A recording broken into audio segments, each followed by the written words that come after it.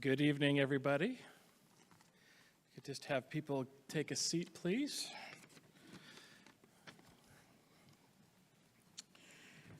Okay, welcome. My name is Gary Langham. I'm the AAG Executive Director. I'm very honored to introduce the Atlas Award today.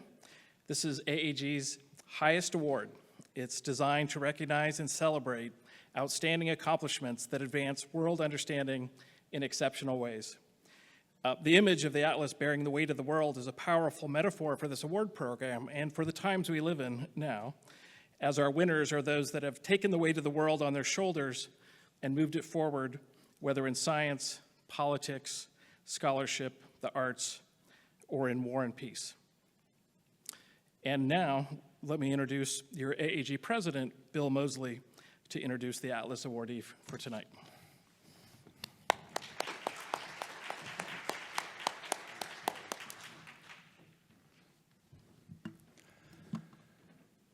So thanks very much, Gary, and thank you all for joining us this evening.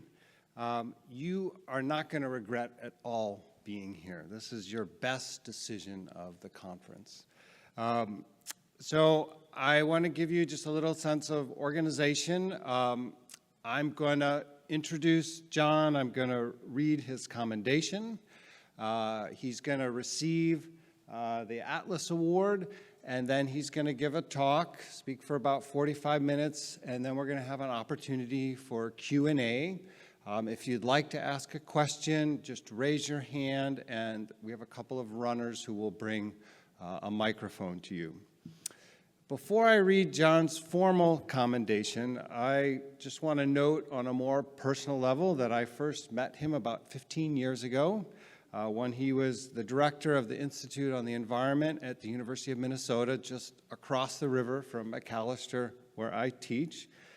And at the time, he was very much a rising star, a luminary working on climate change.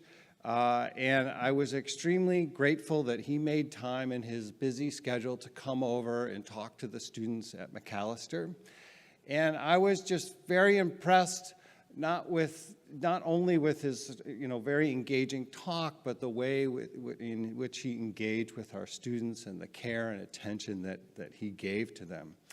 And so I think something that's always impressed me about John is that he's willing to talk to all different types of audiences, from lofty politicians to undergraduate students to people in the private sector to people in the public sector.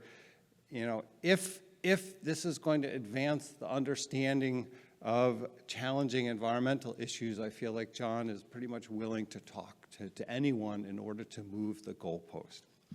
So thank you for being a decent human being, first and foremost. This year's Atlas Award honoree is Dr. John Foley. As the Executive Director of Project Drawdown, he leads an independent and internationally trusted organization that provides science-based guidance to climate solutions and strategies. Dr. Foley is a world-renowned environmental scientist, sustainability expert, and public speaker, promoting understanding of our changing planet and solutions to sustain the climate, ecosystems, and natural resources we depend on. Foley's groundbreaking research and advisory support to leaders and groups in all sectors around the world has contributed to the understanding of global ecosystems, food security in the environment, climate change, and sustainability. His more than 130 peer-reviewed scientific articles have been so widely cited that in 2014, Thomson Reuters named him a highly cited researcher in ecology and environmental science, placing him among the top 1% of the most cited global scientists. Foley is a gifted science communicator, as we will soon experience when he comes to the podium. His presentations have been featured at hundreds of international venues, such as the Aspen Institute, the World Bank, the National Geographic Society, the Chautauqua Institution, the Commonwealth Club, the National Science March in Washington, D.C., and in TED Talks. He has taught at major universities on topics ranging from climate change and global sustainability solutions to the future of the food system and addressing the world's grand challenges. He has written popular pieces for National Geographic, the New York Times, The Guardian, Scientific American, and others, and is frequently interviewed by international media outlets such as National Public Radio, the PBS NewsHour, the BBC, CNN, and more. Foley appeared in the HBO documentary on climate change, Too Hot Not to Handle, and the film series Let Science Speak. Foley's leadership before Project Drawdown includes launching the Climate, People, and Environment program while at the University of Wisconsin from 1993 to 2008, where he also founded the Center for Sustainability and the Global Environment and served as the first Gaylord Nelson Distinguished Professor of Environmental Studies.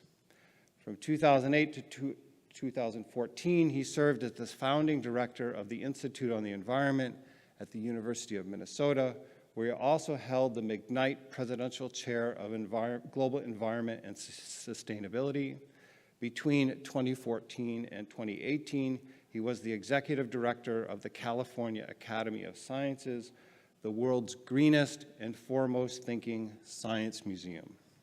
His numerous awards and honors include the Presidential Early Career Award for Scientists and Engineers, awarded by President Bill Clinton, the J.S. McDowell Foundation's 21st Century Science Award, an Aldo Leopold Leadership Fellowship, the Sustainability Science Award from the Ecological Society of America, the National Science Foundation's Early Career Development Award, and the Founders Medal from the Native Plant Society.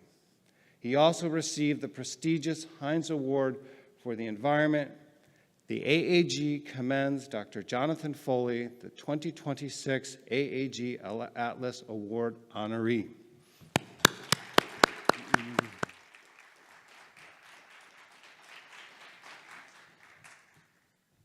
So we have this weighty trophy. Oh, my goodness.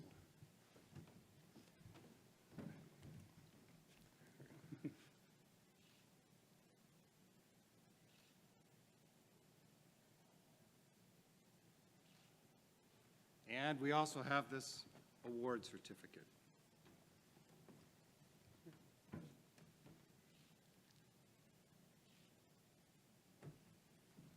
The stage is yours. Thank you.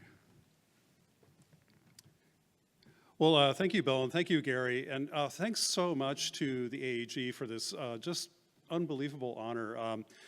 When I was contacted about this a little while ago, I was just flabbergasted. Had no idea this would be, possible or would be happening at all, and I was just dumbstruck by the whole thing. So just thank you so much from the bottom of my heart. And reflecting about this too, nobody gets anywhere interesting at all by themselves.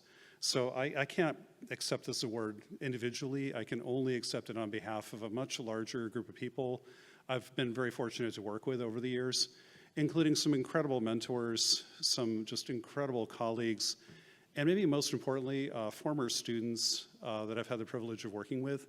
They were all fooled into believing they were learning from me, but as most of you who work in academia know, I learned much more from them than I would ever impart. So I really want to accept this honor in their names as well, because they're the folks who really have made so much of a difference in anything that I've ever done. So I want to just say thank you to all of them, and to all of you. So thank you so much for that. So I'm often asked, so like at this meeting, you might ask me hey, are you a geographer? And I kind of chuckle and say, whoops, I have the wrong remote control. There are two of them up here, whoops. Hey, are you a geographer? And no, I'm actually not trained as a geographer. Are you an ecologist? Well, no, I wasn't trained in that either. And like a lot of people, I think, we just find ourselves kind of pursuing these interesting paths that end up, kind of twisting and turning over the years in ways you may not expect.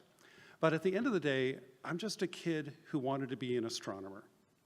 And over the years, I was just so fascinated with studying the universe. I ended up going into physics and then later into atmosphere and ocean sciences and other things. But at the end of the day, it wasn't the cosmos that captured my heart, it was this place. I ended up turning that telescope around and focusing back on this planet. At first, maybe because of just the scientific curiosity of this amazing planet, the only one that is a harbor of life that we know of in the universe, but also, of course, because it's our home, and it's such a remarkable place. It's been here for 4.6 billion years. We've been here in some form or another. Our ancient early hominid ancestors maybe first arrived here about 7 million years ago. Putting that in perspective, though, all of that human-like existence is still a moment of Earth history. It's less than 0.2% of all of Earth history is all hominid existence. And then, of course, we came along, and then we formed maybe modern humans, something like 300,000 years ago, about 15,000 generations of us as modern humans. And then we started forming societies and civilizations and our first cities, our first writing, our first forms of agriculture on the order of maybe 10,000 years ago or about 500 generations ago. And you know what? During all of that time, one fact was undeniably true. Earth was big. Humans were small. We could go out and spread out. We could use resources. We could, use up more land, more water, more stuff. We could create waste. And the planet, by and large, didn't notice very much. We weren't really a first-order planetary force. But then something really changed very recently, in the last 2 or 3 generations. Something fundamentally changed on this planet. Suddenly, Earth seemed small, and humans seemed really, really big. Now, we all know why. There are a combination of factors that have changed the human footprint on this planet, whether it's the number of feet, just the number of humans, or the fact we all moved to cities, or the fact our economy has grown so much, and with it, a massive explosion of resources, waste, and transformation. And just think about this. During the last 50 years, something incredible happened. Our population roughly doubled, but the economy, adjusted for inflation, grew about 6-fold. And together we consume about 3 times more food, about twice as much water, and about 3 times more fossil fuels than we did just 50 years ago. Put another way, we've changed more in the last 50 years than all of human evolution and human history combined. So whether we like it or not, we live in an inflection point in the history of our civilization, but of course in the history of the planet itself as well. Human impacts can be seen everywhere today. It's a fundamentally different world than it's ever been throughout all of Earth history. We are transforming this planet, its physics, its chemistry, its biology, everything about it.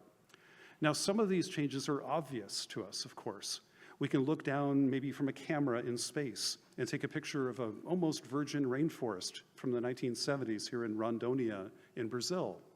We can come back with the same kind of camera decades later and start to see roads and fishbone patterns of deforestation through the 80s, the 90s, the early 2000s, and so on, and see this landscape fundamentally altered. And we've now lost about 30% of all the Earth's tropical forest, mostly for cattle, mostly for soybeans, mostly for palm oil, and a few other big commodities. But we did that and did it very recently. We've also transformed the world in terms of how we feed ourselves. Agriculture today is just a ubiquitous force transforming the planet.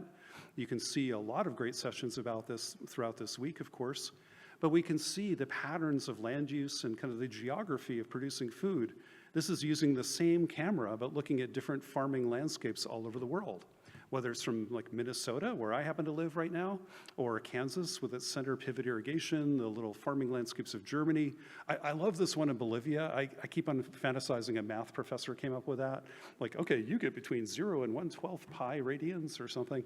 Thailand, we see these rice terraces growing there, and Brazil, which looks actually more like Minnesota than any of these other places.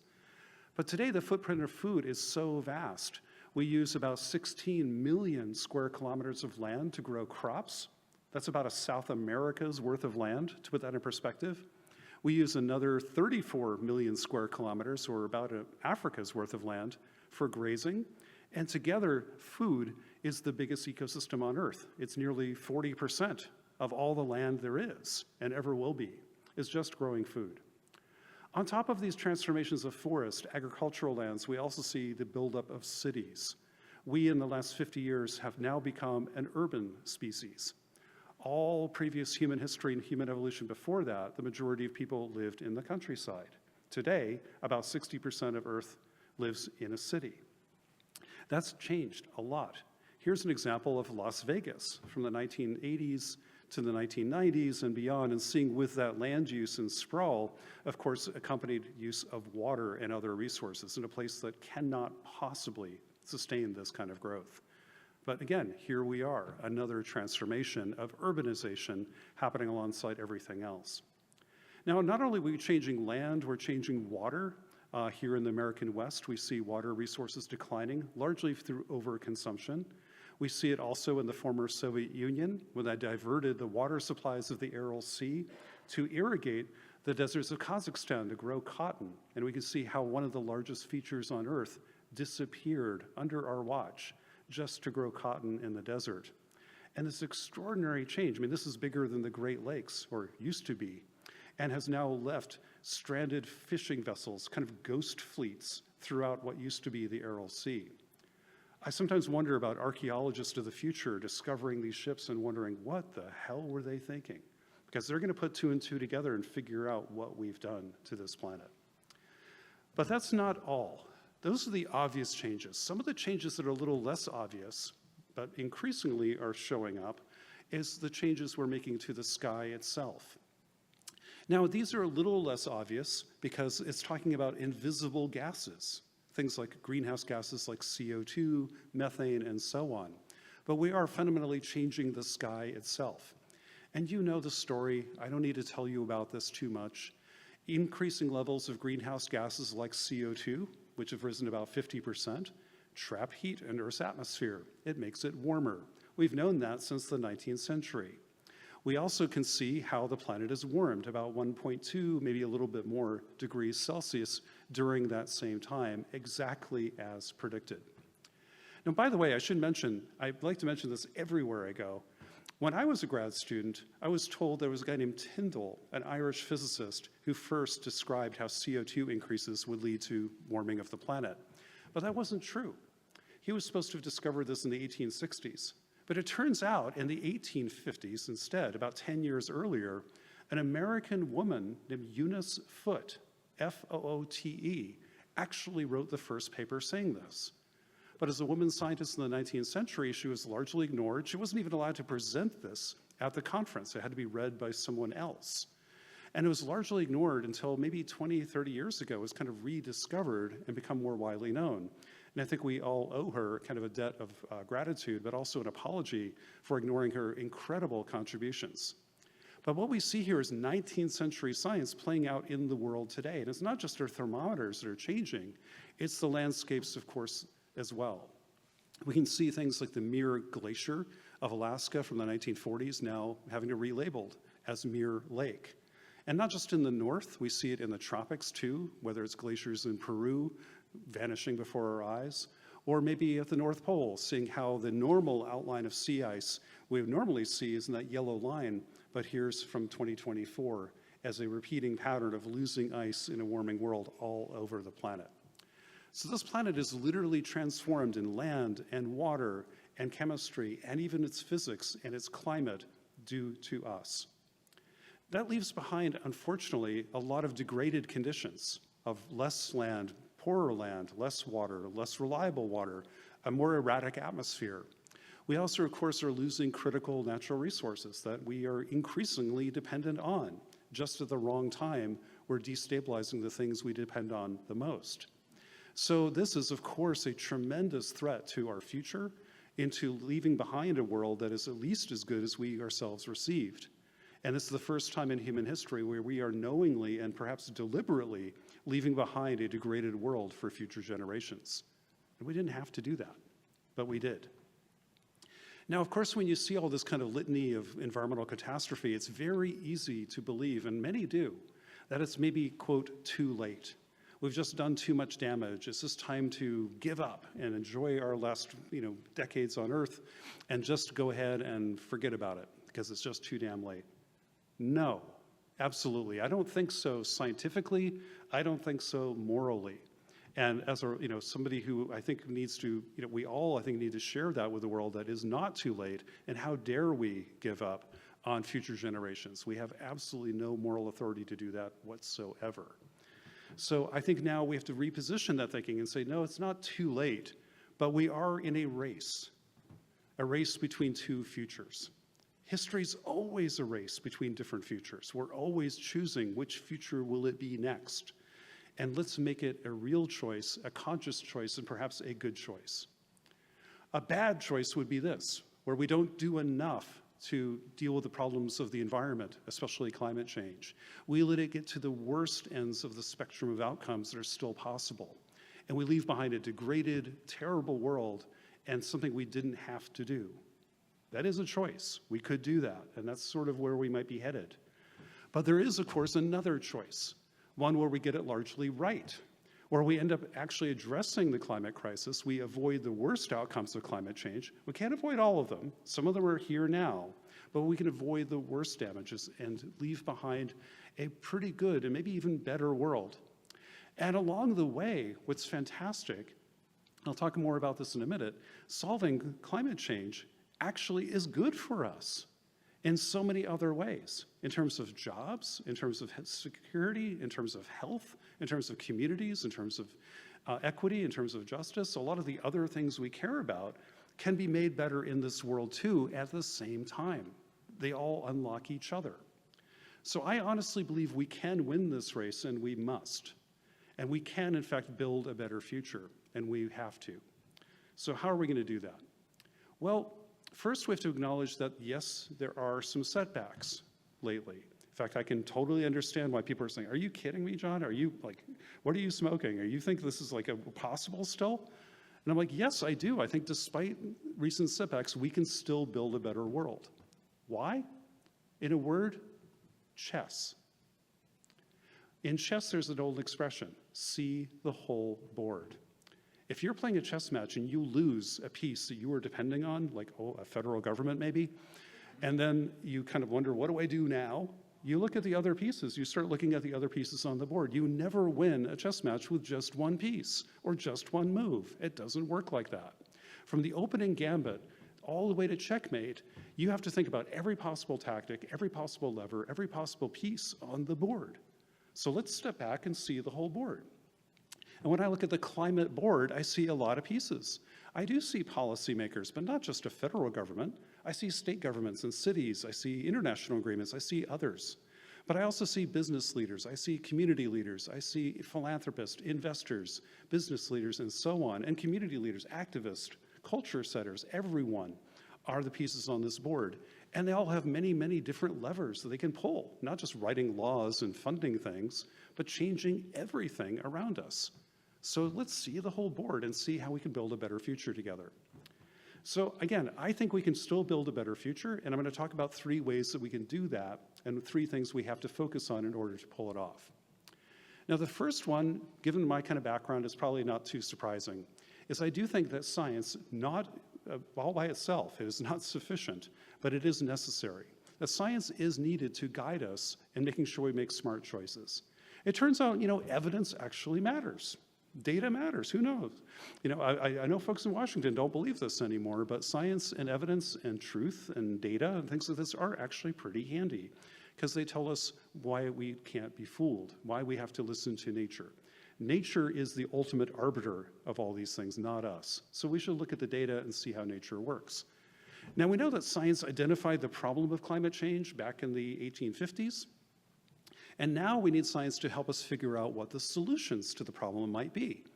Because like anything in the world today, if you ask people, like, what are the solutions to climate change? You're going to hear a whole lot of great answers and a whole lot of nonsense. And it's hard to figure out which is which. And often the people shouting the loudest are the people who know the least. So Dunning-Kruger on steroids around here. So you'll hear all sorts of nonsense from people, and but we got a planet to figure out here. We can't afford to go down the wrong road. So let's make sure we don't just listen to the loud voices. Let's listen to the right voices who actually have some evidence to back up what they're talking about. And science actually shows us where to focus. And what we know is some really basic things. First, we got to cut the pollution, the emissions of greenhouse gases themselves. Turns out they come from 6 big areas, like making electricity. The other biggest one is making food, especially clearing land and methane from animals and stuff like that. It's also making stuff, like concrete and steel and plastic and aluminum and all that kind of thing, but also managing our waste, which is all in that kind of industry bucket. It's making things go around in transportation, mostly cars, but includes boats and trucks and planes and all the rest in here. It's also the stuff in our buildings that wasn't already counted for in electricity or industry and other things like water heaters and boilers and air conditioners that are leaking, the things in the basement. And then we have processing energy the way we do it now, mostly fossil fuels. How do we turn crude oil into stuff we can actually use? Or the methane that leaks out of coal mines and pipelines and all that kind of stuff. So these 6 areas need a revolution to change them all. How we make electricity, food, stuff, things go, our homes, and how we get our energy. There's no silver bullet here, but there is a lot of silver buckshot in this kind of equation. Now we can nerd out, and I love to do that, and double click on all these things and show you where all these little things are, and it's really fun to kind of look at all this. But the bottom line is we gotta cut these emissions like crazy. At the same time, another thing we have to do is protect natural sinks of carbon. Nature, it turns out all by itself, without us doing a thing, is absorbing about half of the CO2 we put in the atmosphere. And we can thank the forests and oceans of our planet for doing that. Thank God. If they weren't, climate change would be twice as bad as it is already. So you gotta thank our forests and our oceans. We gotta take care of them so they can keep doing that kind of natural cleansing of the atmosphere that they're trying to do. And then lastly, we can try ourselves to maybe remove some CO2 on top of that, using maybe nature that we mess around with a little bit, maybe trees and soils and things like that, or maybe big machines. Well, as it turns out, it can be fairly limited. We might be able to do some of that, but as the science comes in more and more, it seems less and less like a silver bullet as opposed to maybe a small piece of silver buckshot. But the science shows what's effective and what isn't. You shouldn't listen to the people who are shouting or the people who are trying to make money off of this. You should listen to the data. And I'm really lucky to work at Project Drawdown, and some of my colleagues here, Ruthie and Lauren are here, who are also from Project Drawdown. This is one of the things we do. We analyze all these proposed climate solutions, and we analyze all the data that is around them, doing what we call kind of a meta-analysis of how these solutions work, whether they're electricity or food or everything else. And it turns out we have about 100 solutions right now that actually work right now today. And if you added them all together, it turns out they are enough if we deploy them at scale to actually solve the climate problem. That's kind of a surprise to a lot of people because we keep hearing, especially from people down the road in Silicon Valley, that we need all sorts of tech to solve climate change. And I'm looking at them like, well, one, no, we don't. We have everything we need already. And two, your tech ain't helping. In fact, it's probably making things worse in some ways. But I know you're trying, but look over there. So what we need to do is deploy what we have and then keep adding to the mix. It's going to be welcome to get more solutions, but we have what we need right now. We really just have to deploy a lot more of it. Science can also tell us not only what works and what doesn't and how much we have, it also can tell us what they cost. And here's another piece of good news. Climate solutions are pretty cheap. It turns out we can build what economists call a cost curve, where we stack up climate solutions from the cheapest ones on the left all the way to the most expensive ones on the right. Consultants love to do this. McKinsey is famous for making these kind of curves. Well, what it shows is everything below the line turns out to be cheaper than the stuff it replaced. So solar panels are cheaper than oil and gas and coal. Electric cars are cheaper to own and operate over time than a gas-powered car. So everything below the line, everything in yellow, is cheaper than the stuff we're using today. So about 80% of climate solutions end up at the macroeconomic level anyway to be cheaper, which is really good news. And about 20% of climate solutions still cost a bit more than the things they're intended to replace over their lifetime. So we're gonna have to continue to figure out, do we subsidize these? Do we just suck it up and pay for it? Or do we disrupt these technologies and find better ways to do those kinds of things? But again, the bottom line is about 80% of climate solutions are cheaper than the stuff they're intended to replace. But as you all know, it's not the macro economy that matters, it's the political economy. Who pays and who wins and who loses? That's what the squabble's about, not at the macro, does society have a better financial deal with climate solutions? The answer there is unabashedly yes, but it's not good for some people. That's the real rub. So that's what science has told us so far, that we have climate solutions. They are now enough to get the job done, but more solutions are welcome. We have to scale what we have and keep adding, but we do have a lot at our disposal now, and they are also affordable. But that's not enough. Obviously, we're not getting enough done on climate change, so how can we do some more? Well, that's where I come into what I like to call climate TLC. We need a little TLC, don't we all? Yeah. Well, we certainly do for climate change, but it's probably not standing for what you think it stands for. Let me explain what the T, the L, and the C stand for. And maybe it's considered kissing butt a little bit here, but really it's thinking like a geographer, okay? I put that in at the last minute. But the T stands for time. Time is crucial. Time is the biggest variable when it comes to climate change. When we think about climate change, here's the basic problem, is the red curve. That's us. That's our pollution. That's how much carbon and other crap we're throwing into the atmosphere every year. Right now, it's about 60 billion tons of CO2 equivalent junk we're throwing in the atmosphere. Well, if we kept going like we have over recent history, that number would just kind of keep going up. Thankfully, it's not doing that. It seems to have flattened out more or less. But what we really need to do is massively cut emissions and bring them as close to zero as possible, and do it really, really quickly. So over the next 2-3 decades or so, this is using something called the carbon law that a couple, Diana Liverman, Lauren, and others here have been part of in a paper written by Johan Rockström a few years ago, showing if we can cut emissions every decade in the coming years, we actually have a good shot at stopping climate change. This is what that curve looks like, basically having CO2 emissions every decade for the coming decades. But that's still not getting it to zero. That's where the green curve comes in. That's deliberate human carbon removal above what nature does. That's planting a lot of trees, that's building a bunch of machines that suck carbon out of the sky or whatever. And then if we do that, cutting emissions mostly and growing a little bit more carbon removal, we can get to what we call net zero. Basically it's zero, but kind of cleaning up the rust with a little mop. Okay, cool. Here's the importance of time. If we cut emissions this decade in half, which is what we really should be doing, we could avoid all that blue stuff from ever going in the atmosphere. That's the difference in the world we would have had to the world we should have, is all that blue area, the area under those curves. That's a lot of carbon we just avoided by cutting emissions now and holding those emissions cuts for another 2 decades or so. Well, we can wait a decade and cut some more. Because there's less time, though, there's less carbon avoided. And in the last decade, we see very little carbon avoided because there's just not a lot of time for it to accumulate an impact. The impact of our solutions is cumulative, just like the impact of the pollution. The pollution builds up over decades, the solutions have to as well. That means time is the most important thing. We can't follow Bill Gates and think, oh, we'll just wait till 2050 and somebody will turn on a magic machine and solve climate change. That's nonsense. It's just wrong. It's bad engineering. It's bad science. It's not true. And the only way I managed to get this idea across, is, especially talking to the money people, is talk like money.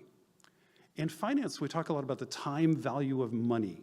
The idea like, you know, hey, if you want to save for retirement, you got to start saving in your 20s and 30s and keep building up a large pool of capital so when you retire, you have more money.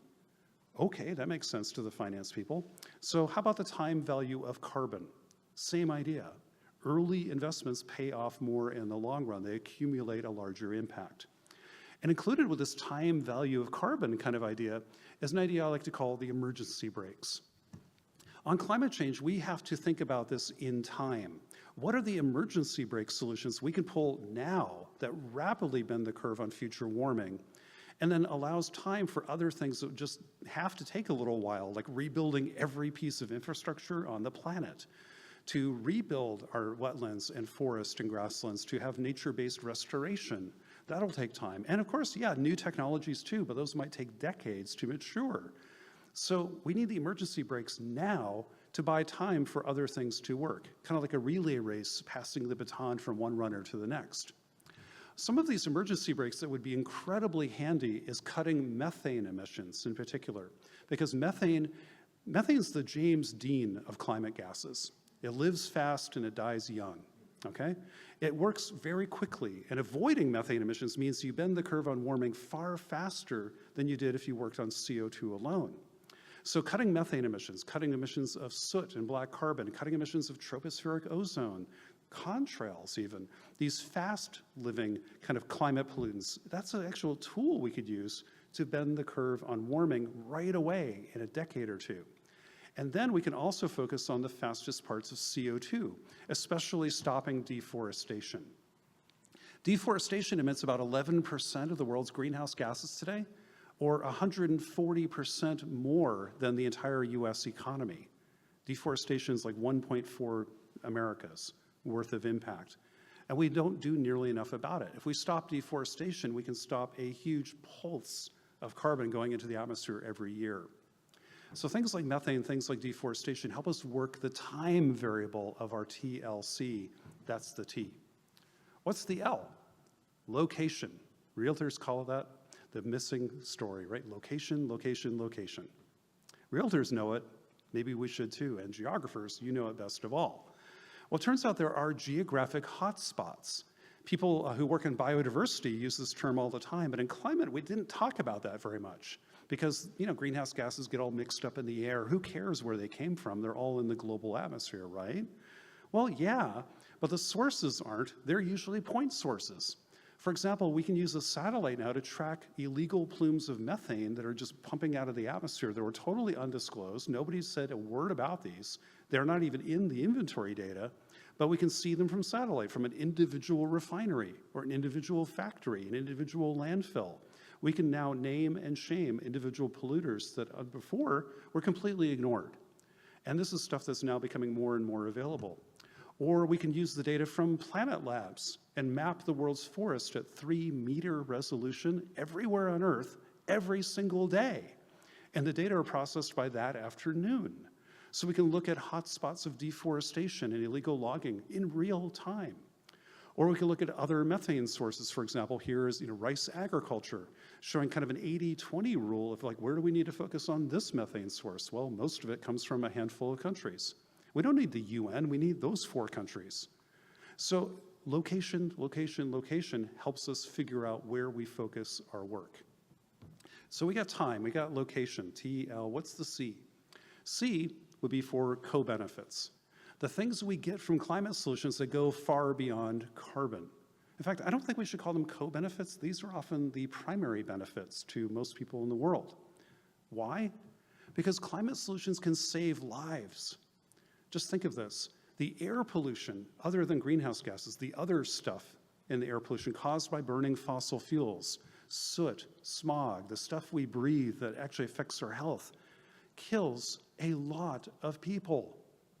It turns out that epidemiologists estimate that about 8 to 9 million people a year die prematurely on this planet today, on our watch, from the air pollution linked to fossil fuels. 8 to 9 million premature deaths every single year. That's more than all the deaths from tobacco, guns, and war combined, and still with a long way to go.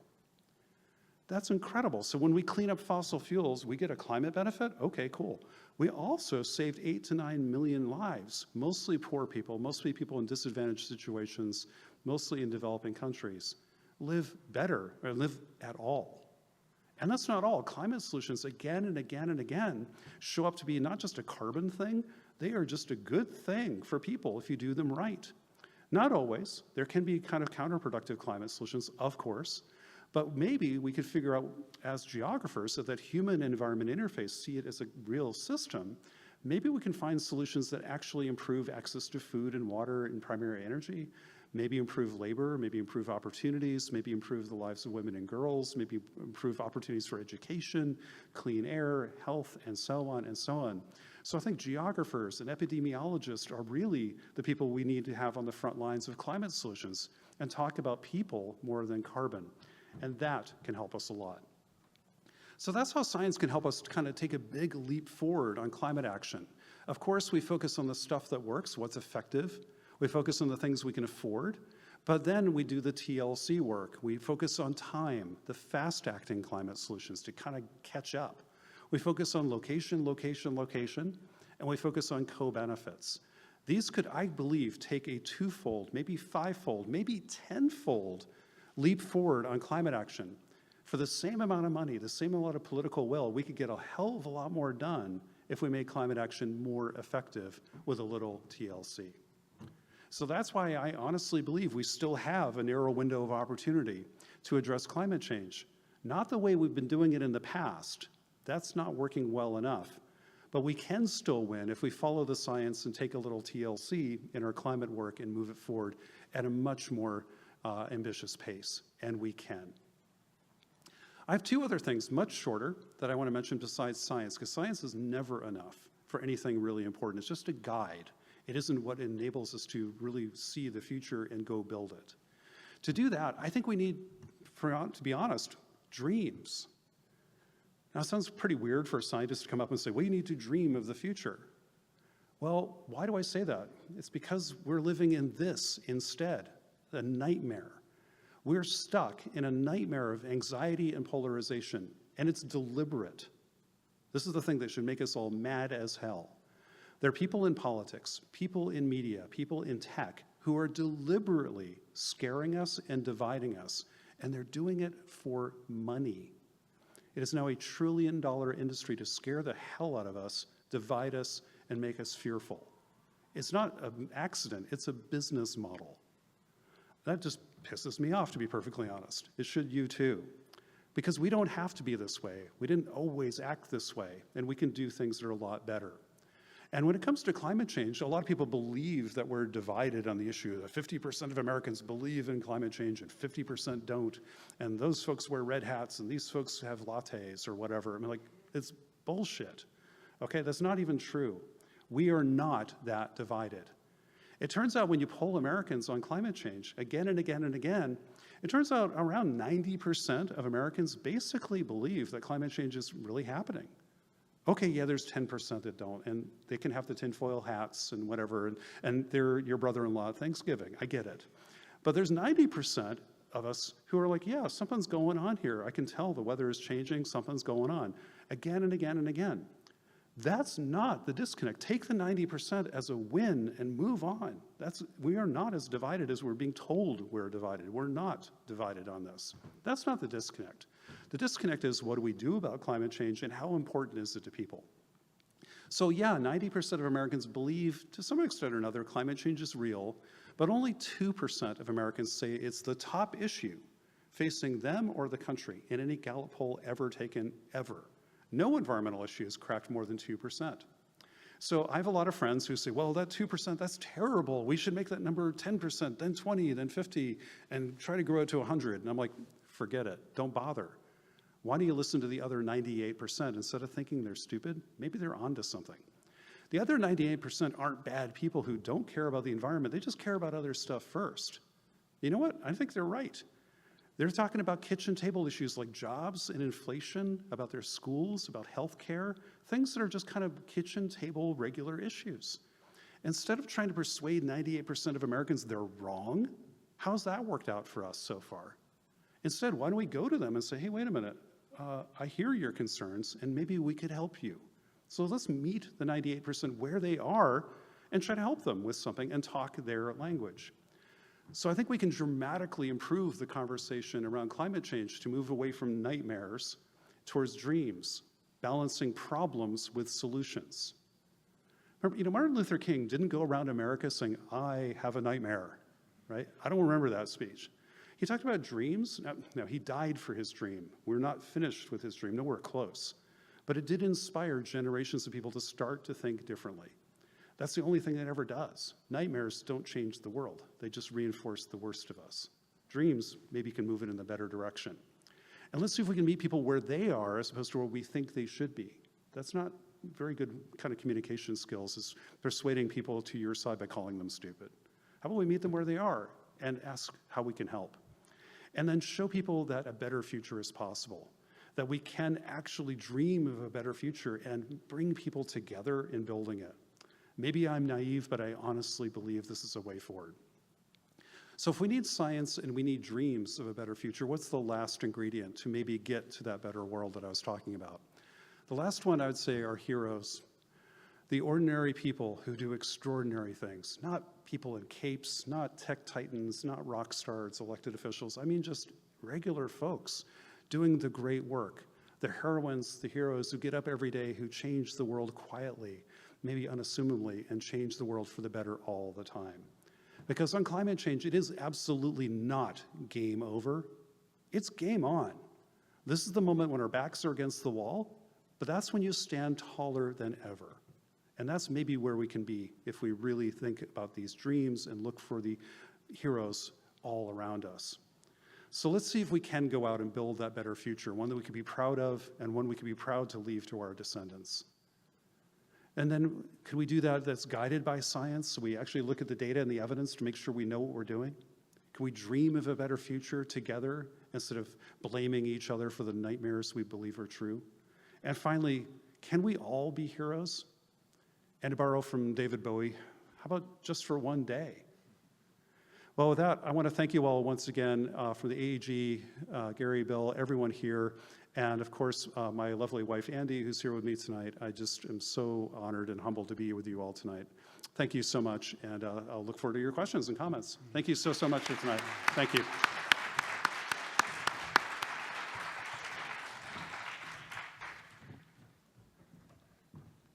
So thank you, John, for that really inspirational talk, and I always appreciate how hopeful you are in the face of sort of a daunting reality. So as I mentioned, we have time for questions. We have a couple runners with mics. If you have a question, raise your hand, they'll bring a mic to you. I'm gonna get us started while folks are thinking about a question. And so John, I like how you talked about how we have a number of solutions out there that would actually save us money, that there's sort of a net benefit to enacting them. And then you also talked about these geographic hotspots. And so I'm wondering if you overlay those two things, where in the world could we do things now that would result in sort of a net benefit? Yeah, that's an incredibly good question. Like if you take like that's actually something we're working on right now. Little plug, if you go to drawdown.org, our little website, there's a new platform, and totally open, free, everything's open source, all the data, everything. It could maybe help folks, and including some of your students, in their academic work, so check it out sometime. That's called Drawdown Explorer, and it tries to answer that question by kind of mapping, like not only like what's the average effectiveness of a climate solution, but how does it vary from like Minnesota to California to Morocco? So you can kind of figure out what works best where you live, not what the average is. Same thing with prices, although the price data are really artificial and kind of suspect in much of the world, so the data aren't as good there. But you can find these kind of, kind of 80-20 rules, kind of these hot spots where like, wow, this is a big win right here. One quick example, so let's say Google wants to do something on climate change again, which is great, that'd be wonderful. Let's say they want to spend $1 million on solar panels. Well, they might be tempted to do it, in Mountain View, near their Googleplex headquarters, great. But we can show them how, like, no, I would spend that $1 million in Gary, Indiana, or somewhere else where the power grid is disproportionately still powered by coal. Why would you want to do it in California when you have no fossil fuels in the electrical grid here? It's hydro, renewables, nuclear. There's no coal here. So the best marginal use of that $1 million is actually in the eastern Midwest or Pennsylvania, Ohio, places like that. So that's one place where kind of geospatial thinking can help you figure out like, oh, I can make my money go like 5 times farther by putting it in the right place. So those are one example. Others are like deforestation hotspots that a lot of people know about, like, hey, half the carbon comes from maybe a small fraction of the forest.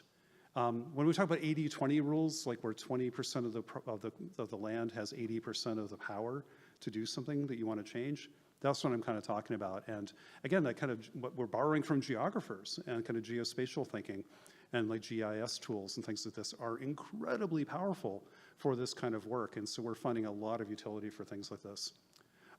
There's another organization called Climate Trace, which is kind of like our sister organization in some ways. They map, it was founded by Al Gore, and they map the emissions of greenhouse gases down to the pixel level.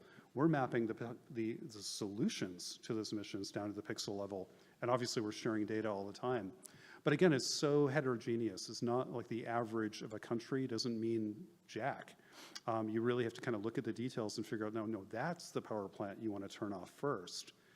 And then if we add other things like, and hey, when we turn off that power plant, we get a big pile of carbon not going into the sky. That's cool. But hey, downwind of that were a whole bunch of kids who are getting sick too. So you can do really rigorous environmental justice work here too by working with epidemiologists and meteorologists who are looking at where the wind patterns are blowing crap into where kids were breathing it. And so again, that kind of TLC thinking that geographers are so good at could help us be so much more effective at the nitty-gritty of climate action. I'm really excited about the opportunity here. Yeah, we need more money, we need more policy, we need everything to get climate action better, but we also need smarter tools and smarter money and going into the details to get it right. And so I think there's some opportunity space there for that kind of work. Thank you. Yes, I guess there's questions. Yeah, please. Hey. Is that on? Thanks, Jonathan, for a really inspiring talk. But I wanted to ask, I'm really glad you brought up the methane plumes, Yeah. the illegal methane plumes. And I'm not a climate expert at all, but these climate plumes, of course, they bother me, and I'm sure they bother a lot of people. But I'm wondering, first, is there more we can do than name and shame those places? Are there actions that can be taken to shut those down? But secondly, I'm just curious, this is I guess a factual question, but what about the methane coming from things like garbage dumps and animal, livestock operations? And those might be less concentrated, but are they, do they add up to more than these particular plumes? I'm just wondering, are the plumes like the easy low-hanging fruit? Yeah. And how do we tackle what seems a more systemic and widespread problem? Yeah, a Thanks. great question. You're so spot on. Yeah, I took a little bit of a cheat there because only had so much time, but I'd love to talk more about methane. The chair of my board he also works on methane. We call him lovingly the methane guy, but not for the reasons you might expect. He hates it when I say that. But anyway, but yeah, methane comes from a lot of different things. The point sources, the ones we can see as bright spots in a satellite image, are from the fossil fuel industry usually. So we can see these big, huge plumes from a pipeline, a refinery, a gas well, an abandoned coal mine, things like that. And those are kind of low-hanging fruits in some ways because what does it take to fix that? A wrench and maybe a little cement. But it's actually less than half of the methane emissions that come from humans. It's actually more like 35%, something like that, is fossil fuel methane emissions.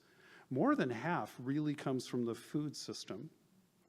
Now, people are a little surprised when I say that because I include in the food system waste, landfills. Most of the methane coming out of landfills is organic waste. A good chunk of that is from the food system. Not all. Some is from industry, paper, junk that we put in the landfills too. But a lot of it comes from food. And as you know very well, we waste or lose and waste about 40% of all the food on Earth. And so that it's all the emissions of growing it are unnecessary, but also the additional emissions of sitting in a landfill. But the biggest source of all, by far, is cows, enteric fermentation. That those delicious critters out there have a four-chambered stomach, they're ruminants, they eat grass and forbs in ways we can't. And when they do, they burp a lot of methane. By the way, cows burp methane, they don't fart methane. If that's the only thing you remember from this talk, you're welcome. They burp a lot more methane than other mammals because of their digestive system, as you all know. So it turns out that's the hard one to even talk about, and there's a whole lot of greenwashing trying to get us to not talk about that. There's entire books written about the greenwashing of methane from cattle. It's really, really weird, but the physics is simple. Yes, they emit methane, just like fossil gas, and we got to deal with it. The only solution to that right now that really works is have less cows. That's guaranteed to work. I can prove that. That's easy. Less cows, less methane, boom, you're done. So diets, food waste, changing what we eat, that's the biggest lever. But people are tinkering with other things that could help too. And I think we have to look at a big tent of, yes, diet changes, yes, food waste. But then we're also looking at, can we breed cattle that maybe don't emit as much methane? Can we mix the feeds differently so maybe they have a little less problem digesting this stuff? There are also vaccines, there are feed additives, they're kind of, there's venture capital going into it, but it's they're not big numbers yet. Let's just put it that way. I'm kind of skeptical. But I know, hey, if it's only a few percent, I'll take it. a few percent here, a few percent there, and a few percent over here starts to get interesting real fast. So the methane problem in agriculture is going to have to be some mixture of people are going to have to pull down their guns.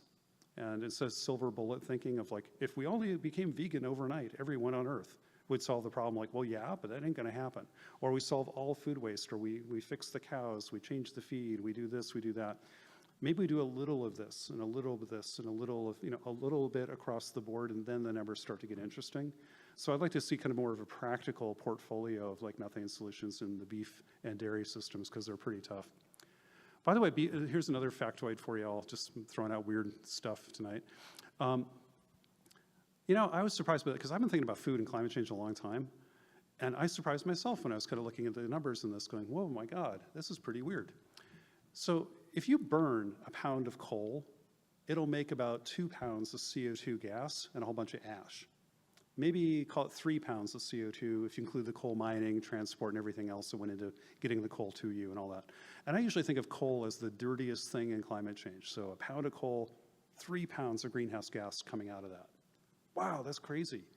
But a pound of beef, how much do you think that emits over its whole production lifespan? Clearing land, the methane, the feed, everything else.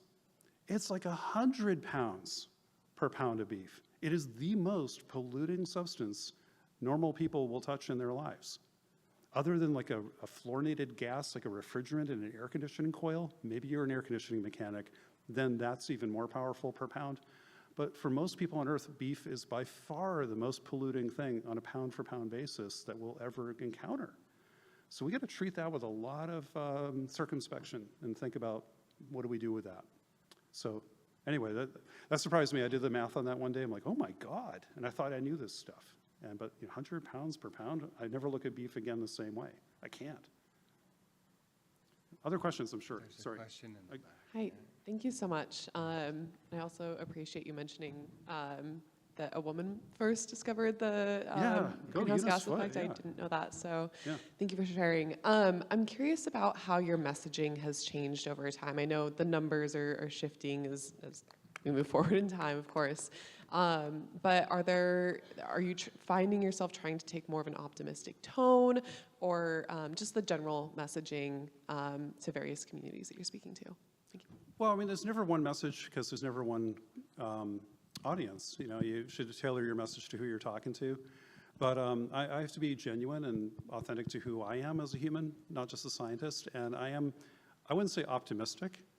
I think this week you have a speaker, Rebecca Solnit is speaking at this meeting, I believe, this week, isn't she? Tomorrow morning? Oh, today. She spoke this morning. If you don't know her, know her. She's one of the best writers in the world, and she lives right here in San Francisco. She wrote a book a number of years ago that just changed my life called Hope in the Dark. And it reminds us that hope really is a verb, not a noun. It's not just something that you have, it's something you have to do. And I will try my best to paraphrase her writing, but it's way better than I can do. Hope is the belief that you will give your all, everything you are, your life, your heart, your soul, in the possibility that things could be better, not that they automatically will be, with the full-blown knowledge you may fail. That's what it means to hope. Optimism's cheap. Like, everything will be fine, the visible hand will save us, big tech will save us, the markets will save us. I don't believe in invisible hands, nor should you. I think these are the hands that will change the world, are the ones in front of us. So I'm hopeful but not optimistic. Hope is a verb. You have to do it like love. It's something you do in practice, and it hurts. It should hurt. So when people say, are you hopeful? I am, but I mean it in a very specific way, inspired by Rebecca Solnit, who, again, if you don't know her, she's a genius. You should read everything she's written, which is very ironic because she wrote the first book about mansplaining, and here I am trying to explain her book. She wrote a book called Men Explain Things to Me, which is pretty weird that I'm now explaining her work. But anyway, she's great. Go read her. Ignore me. But yeah, I'm hopeful, and I always have been, that the world can be better, but it isn't necessarily going to be. And I'm not going to give up on that, because scientifically, I know I'm right, and morally, damn it, if there's one, as long as there's children on this planet, as long as there are whales on this planet, as long as there are redwoods on this planet, the things that I love, I'm not giving up. And I don't understand anybody who's raising the white flag right now, because we need you. So I think giving up in this doomerism, fatalism is a cop-out. I think it's reprehensible. Climate denial is bad enough. Climate doomerism and wallowing in it and trying to get other people to wallow in it, I think is also equally intellectually and ethically bankrupt, because it's not true and you're bringing down the Titanic with you. I don't think that's right. So that's been my message for a long time, but I try to tailor it so it can be heard. And but also I think the other thing you mentioned about messaging, that's why I really think talking about like the co-benefits of climate action. So I used to live in this city for a long time. And then I moved back to Minnesota. And then my wife and I, we had met and we fell in love and got married, and we moved to be near her folks to help her folks out for a little bit, to a really kind of small town that's actually kind of conservative, about like 70% Trump voters compared to living in San Francisco. It was a little bit of a, kind of a culture shift, right? And people in San Francisco couldn't understand, like, how can you talk about climate change in a red county in rural America? I'm like, you know what, actually it's easier for me to talk about climate change there than it was here in San Francisco. It's people in San Francisco were just performing for you about how cool they were about climate. And I had them at a hello anyway, and they're just all trying to outdo each other and how cool they were about it or something. It's a kind of performative activism. And I'm like, yeah, okay, fine. But where we lived in rural Minnesota for a while, I didn't talk about CO2 or climate or something. I talked about jobs. I talked about rural communities that are dying left and right. And I talked about the fact that Minnesota has no oil or gas or coal. Every time we spend money on that stuff, it goes out of state, taking money out of your town. Why wouldn't you want to keep it here and have wind turbines and solar and biofuels and things that would actually keep rural towns vibrant? I had them at a low. They're like, wow, tell me more about that. That's cool.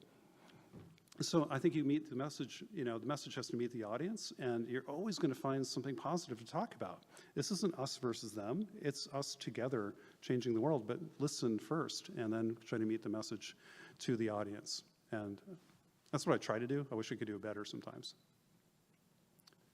Sure, some more questions, but, oh, Diana, hey. Hi. So I've always appreciated Project Drawdown's focus on solutions, but also, actually, even before you went to Drawdown, your effort to work with the private sector and with business. And I wanted to ask you about, and this isn't just because of Lauren's new job, but about the question of how we keep the private sector accountable. And in your interactions, I mean, I think particularly after the 1.5 report, a lot of American companies were like, oh yeah, you told us to halve emissions, and we'll try and do that by 2030. Well, they haven't, but also American-based companies are actually responsible for a much faster drawdown if we want to deal with emissions equitably. So I wonder what your thoughts are on where we're at with private sector commitments to contributing to your solutions and your hope. And are you really as not optimistic, hopeful as you sound about the ability, because individuals can't do it. We've got to have the private sector act as well. So could you talk a little bit about that? Yeah, absolutely. And before I do, I want to thank you, Diana. I did privately, I think I surprised her. It's Diana Liverman, if you don't know who she is, world-famous geographer. Everybody knows who you are, of course. She didn't remember this, but when I was a sophomore in college, she was one of the first climate people I've ever met. And she happened to invite me to come to a dinner she was hosting with a guy named Steve Schneider, who is a brilliant climate scientist. That night changed my life, and she didn't know that until today. And that was in 1987, I think, maybe, or 88. So it was a long time ago. And when I was thanking my mentors and people who influenced me, you were on that mental list, so thank you. And I want to do that publicly. I think it's important to do that. Your question, that's a good way to evade your question. It wasn't a little flattery. No, your question's right, because yeah, there's a lot of bullshit out there. There's a lot of performative business speak about, sustainability and carbon this and accounting that, and we've invented all these accounting rules of this is scope 1, this is scope 2, that's scope 3, and SBTI. A lot of it is just horseshit, as we know. It's like accounting rules that don't really obey the laws of physics. They're spending a lot of time measuring something without changing something too often, in my personal view. I really wish more people would get in there. There are some companies, though, I think are changing the world, not just on their own emissions, but by kind of enabling the tools we'll need to change the world. So I remember talking to the sustainability head of Netflix, and they were telling me all about how we're going to reduce the emissions from our Netflix servers. So when you watch a movie, it's going to be powered by renewable energy. And I looked at her and I'm like, I don't care. I care what is on your program a lot more. You know, your cultural handprint on the world is so much more important than your little carbon footprint, because it wasn't that big. I mean, do that too, but please think bigger than your operational carbon emissions on the grid. That's important. But think about the way you've changed the world and how you talk about things. So the cultural effect you have is much bigger than the carbon impact you have. And she smiled and said, yeah, I know. That's part of my new job. It's great. Let me tell you about this movie we're making called Don't Look Up. And I'm like, what? You got Leo DiCaprio and Jennifer Lawrence in a climate disaster comedy? What? You know, are you kidding me? I couldn't believe it. Then I met somebody, you know, this is the head of YouTube before. And I said, you know, like, we're doing this for our carbon emissions. Like, you know what's much more important on YouTube is stopping climate disinformation, please. That's what you really should do. So I think it's important to look at the operational footprint, absolutely, but it's more important, I think, also to look at the cultural, financial, technological power, and of course, the lobbying power, the influence of these companies in policy circles is vast. So sometimes I think we tend to focus on the little footprint of carbon and miss the bigger input effect on our politics, our finances, our culture, our technologies, and so on.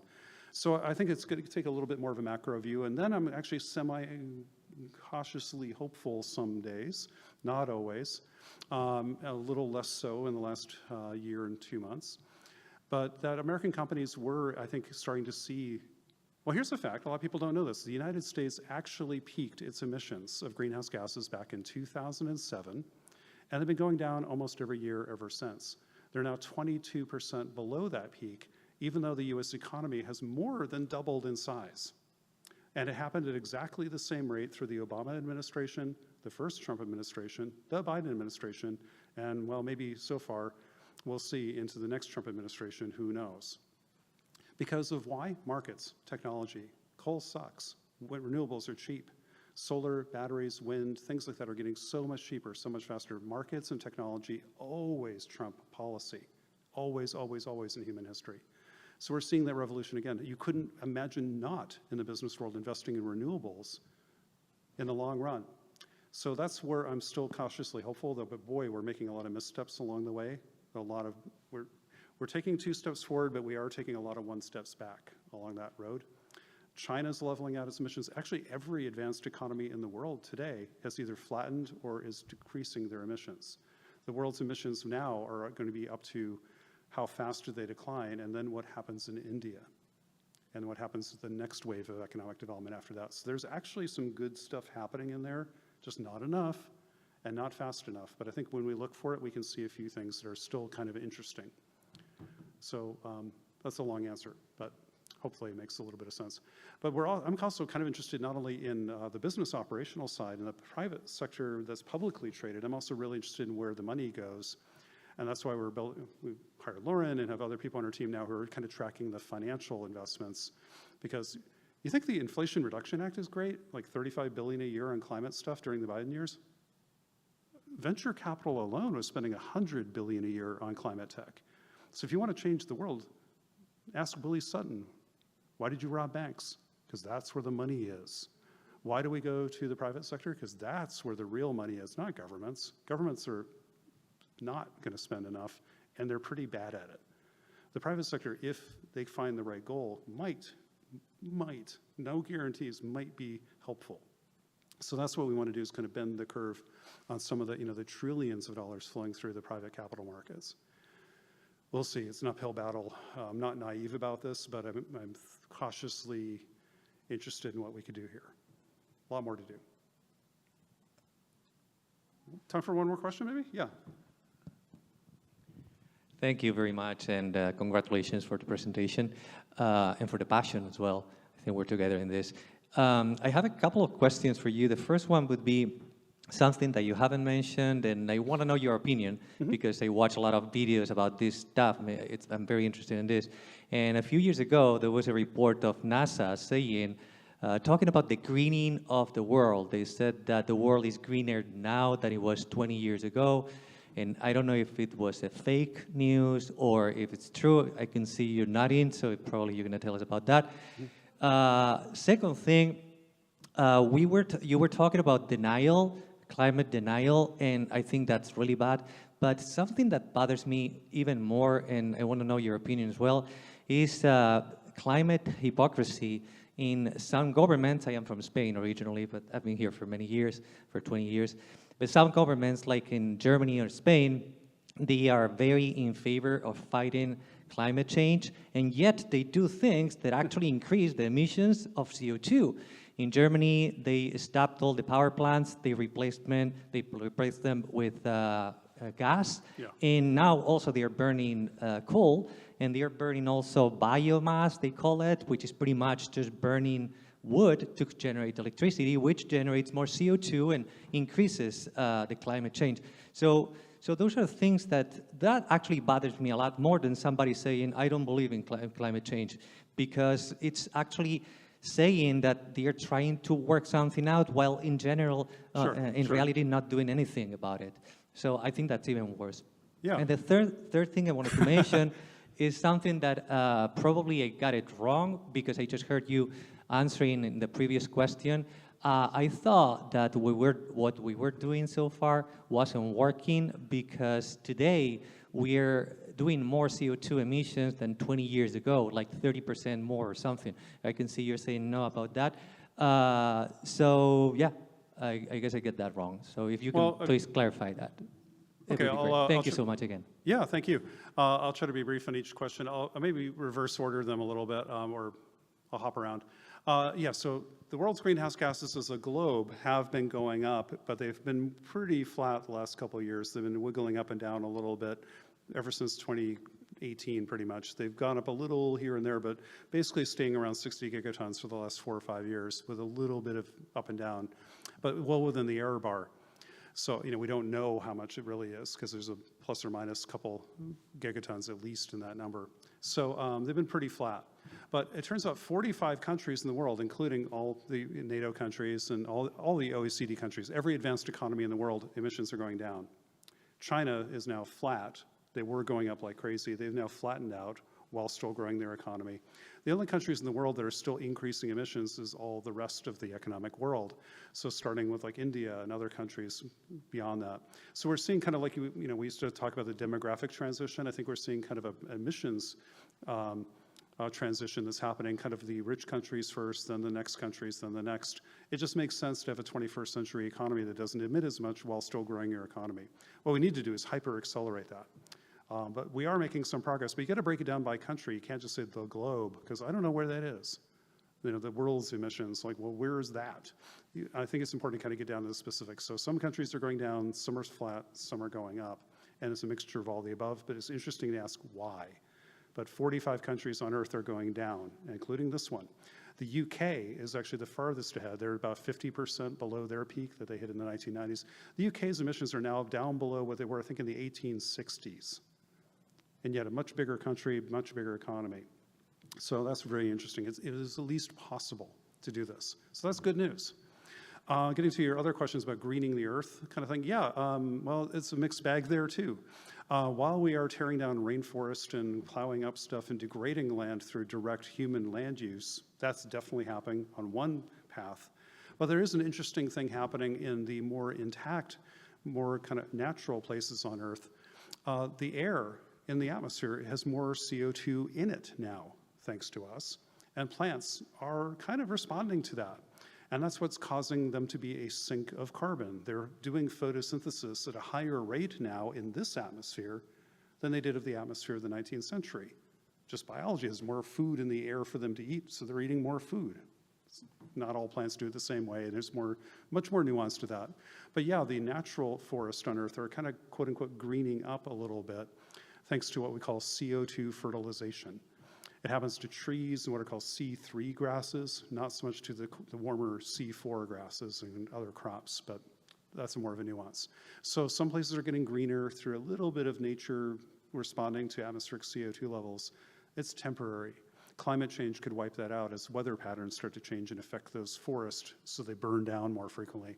And then, of course, we're cutting down, burning down, paving, degrading other landscapes. So that it's not a simple picture, unfortunately. So yes, you hear this, it's greening up from people who might want to not talk about the other things we're doing, but it's a big mess. I think overall, net, the Earth's biosphere is seriously degraded, and we're losing species, we're losing whole biomes, we're losing landscapes and waterscapes at incredible rates, mostly due to irrigation, land use, urbanization, and so on. That greening up thing is kind of a secondary effect. I forget the third question. Oh yeah, countries that are hypocritical.